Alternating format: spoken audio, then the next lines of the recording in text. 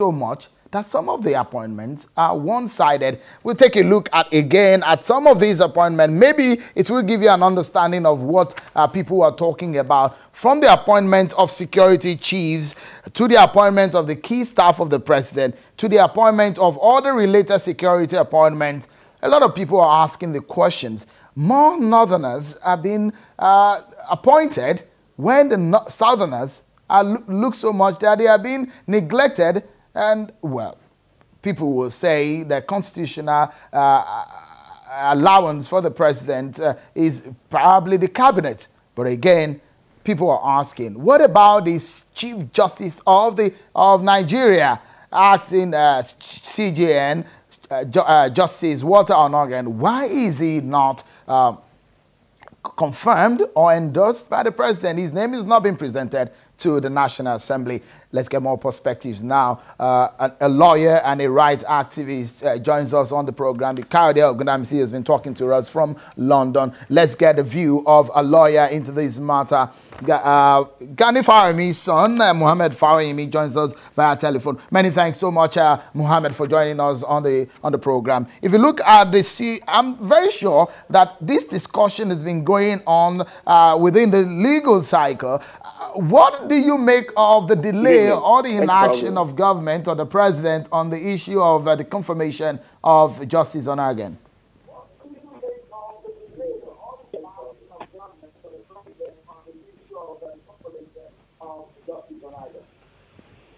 In conformity with Section 231 and all its subsections of the 1999 Constitution as amended, the President, in all honesty, has appointed Justice Walter Onnoghen as the acting CJN Onnoghen.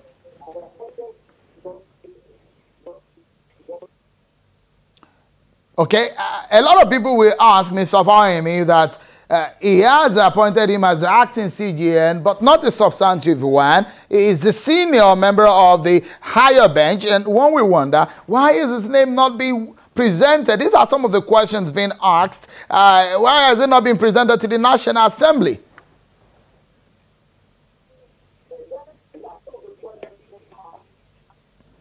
Mr. Fawemi, if you can get me now. Even if he has been presented to the National Assembly, the Senate and the National Assembly cannot deny that they don't know.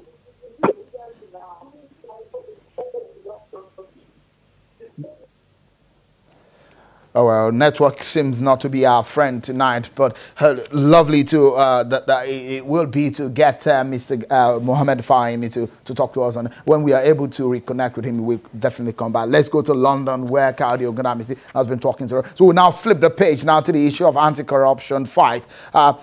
That's a major plan at the agenda of President Muhammadu Buhari when he took office. He said he wants to tackle corruption because he feels that it's endemic. Well, 2 years down the line, would you say that the government is on track?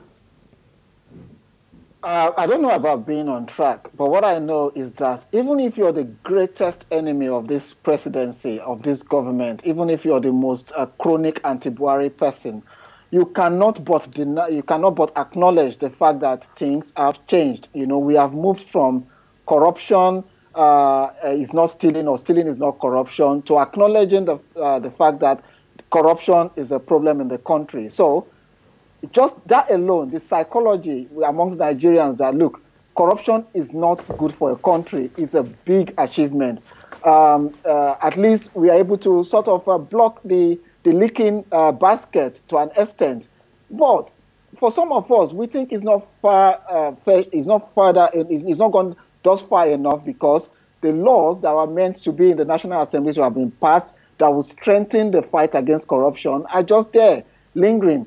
The National Assembly are sort of immune from the anti-corruption battle. You know, senators are still lavish with a lot of funds in their private pockets. The so-called presidency seems to be approving loads of funds to the National Assembly to divert to their private pockets. And then the good thing about this is that citizens are more engaged to even question the president himself. I mean, his own his own style. It seems to have changed from that frugal person who does not want a lavish lifestyle.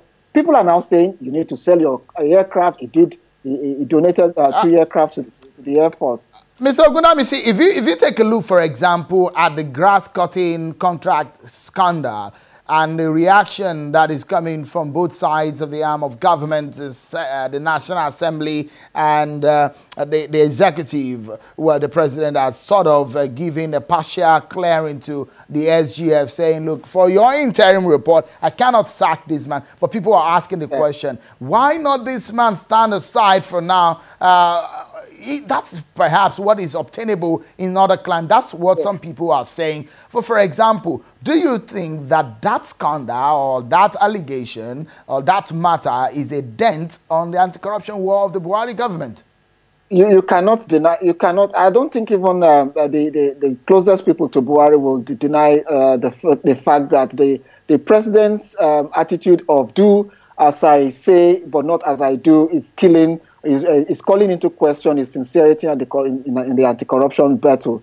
The way he has protected people around him, or people who have been alleged to have corruptly enriched themselves in the clear case of the Secretary to the Government of the Federation, he has not handled that right. And even in clear cases where people draw the attention of the presidency to people within his party that he needs to take on, is giving a great weapon to his opponents to use against him. But having said that, you would not fail to acknowledge that we have moved a bit in terms of... Just for a moment, just for a moment, let's quickly switch to Mr. Fawahimi, who I guess now network should allow us to speak to him now. 2 issues on the table, the issue of Justice Onnoghen and the issue of anti-corruption war of the Buhari government. You wanted to comment on that and quickly move into the issue of the anti-corruption, Mr. Fawahimi.